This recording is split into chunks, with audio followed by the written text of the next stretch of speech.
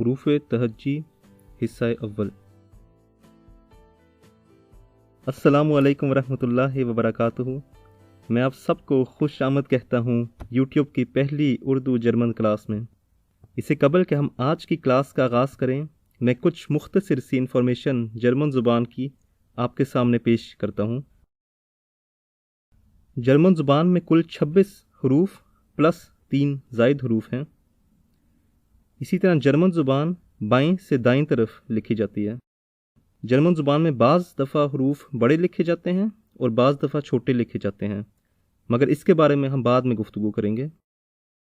8 حروف ایسے ہیں جن کے بغیر کوئی جرمن لفظ نہیں بنتا۔ جس طرح ہر زبان کا آغاز اس کے حروف تہجی سے کیا جاتا ہے، اسی طرح ہم بھی جرمن زبان کے ان حروف سے آج ہماری کلاس شروع کرتے ہیں۔ A, B, C, D, E, F, G, H, I, J, K, L, M, N, O, P, Q, R, S, T, U, V, W, X, Y, Z۔ اب ہم ہر حرف پر مختصر سی بحث کرتے ہیں۔ آج ہم 6 حروف کے بارے میں بات کریں گے۔ پہلا حرف آ بولا جاتا ہے۔ یہ حرف اسی طرح بولا جاتا ہے جس طرح اردو زبان میں الف مد۔ آ اس طرح لکھا جاتا ہے۔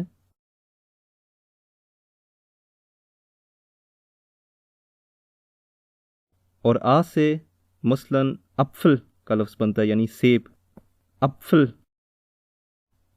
اگلا حرف بے ہے۔ بے اسی طرح بولا جاتا ہے جس طرح اردو زبان میں ہم بے بولتے ہیں، اور ان دونوں میں بولنے کے لحاظ سے کوئی فرق نہیں۔ مثلاً بانان کا لفظ یعنی کیلا۔ سے کچھ مشکل حرف ہے۔ اس حرف کو تے اور سین ملا کر سے بولا جاتا ہے۔ اس حرف کی خوبی یہ ہے کہ یہ کبھی اس طرح استعمال نہیں کیا جاتا جس طرح بولا جاتا ہے۔ سے کا لفظ اگر لفظ کے شروع میں آتا ہے تو کاف کے طور پہ بولا جاتا ہے، مثلاً کمپیوٹر یا کلاؤن۔ اسی طرح اگر سے کے بعد ہا کا حرف آئے تو اسے ش بولا جاتا ہے، یعنی جس طرح ہم شین بولتے ہیں مگر دانتوں کو آپس میں نہیں ملایا جاتا، ش۔ مثلاً شیمی یعنی کیمسٹری۔ اسی طرح اگر سے کے بعد ہا آئے تو اسے خے کے طور پہ بھی بولا جاتا ہے، مثلاً خوخن۔ یہاں پہ سے اور ہا دونوں ملا کے خے کے طور پہ استعمال ہوئے ہیں۔ اسی طرح اگر سے پہلے ایس کا حرف آئے اور اس کے بعد ہا کا حرف آئے تو ان تینوں حروف کو ملا کر ش بولا جاتا ہے، جس طرح ہم اردو زبان میں شین بولتے ہیں، مثلاً شول۔ آپ اس کی دہرائی کرتے رہیں تو ضرور آپ آسانی سے اسے سیکھ لیں گے۔ اگلا حرف ڈے کا حرف ہے۔ یہ حرف ڈال اور دال کے درمیان بولا جاتا ہے، مگر کچھ زیادہ زور سے۔ اگر اس لفظ کے بولنے میں مشکل ہے تو بہتر ہے کہ ڈال کے طور پر بولیں، نہ کہ دال کے طور پہ۔ مثلاً لفظ ڈوئچلینڈ یعنی جرمنی۔ اب سوال اٹھتا ہے کہ یہاں پہ ڈوئچلینڈ اوئی کا لفظ کیسے آ گیا جبکہ ڈے کے بعد ایک اے آ رہا ہے؟ اس کے بارے میں ہم اب اپنے اگلے اور آخری حرف میں وضاحت کریں گے، یعنی اے کا حرف۔ اے کا حرف اس طرح بولا جاتا ہے جس طرح ہم بڑی یہ استعمال کرتے ہیں۔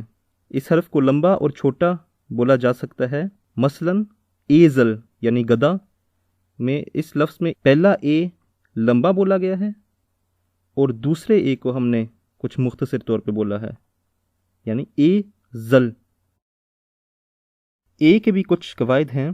اگر اے کے حرف کے بعد ای کا حرف آئے تو ان دونوں کو ملا کر آئی بولا جاتا ہے، جس طرح آئس یعنی آئس کریم۔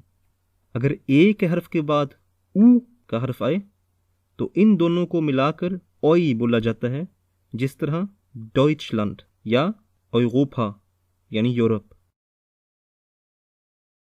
یہ آج کے دن کا آخری حرف تھا۔ آخر میں ہم